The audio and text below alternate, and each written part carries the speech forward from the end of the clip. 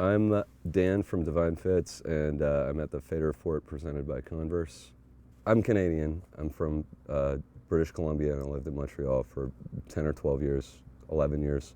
And I just recently moved to Los Angeles, California, and I'm legal now. I have a work permit and residency, but I don't have the right to vote.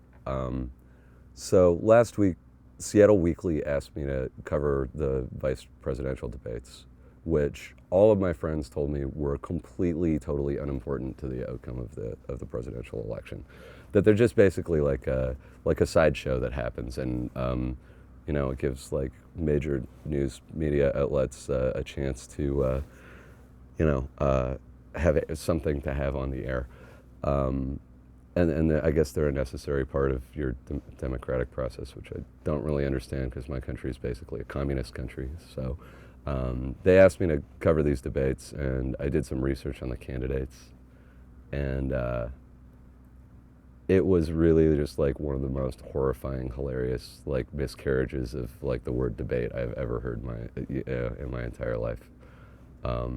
Just watching Paul Ryan's fucking Ayn Rand robot android answers to the moderator's questions was just totally horrifying. So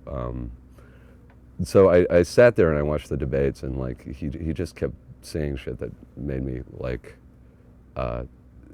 shoot beer up my nose, basically. When he was claiming that America's being perceived as weak by foreign governments, when like Obama's basically had the most successful black operations, drone warfare, targeted killings, campaign ever, and that America was perceived as a weak country. That was pretty hilarious.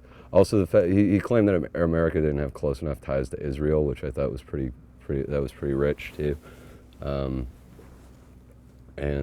then sort of near the end of it, he came out and really let everybody know what he thought about women's rights to have self-determination over their own bodies, and that was another pretty incredible speech by that dude.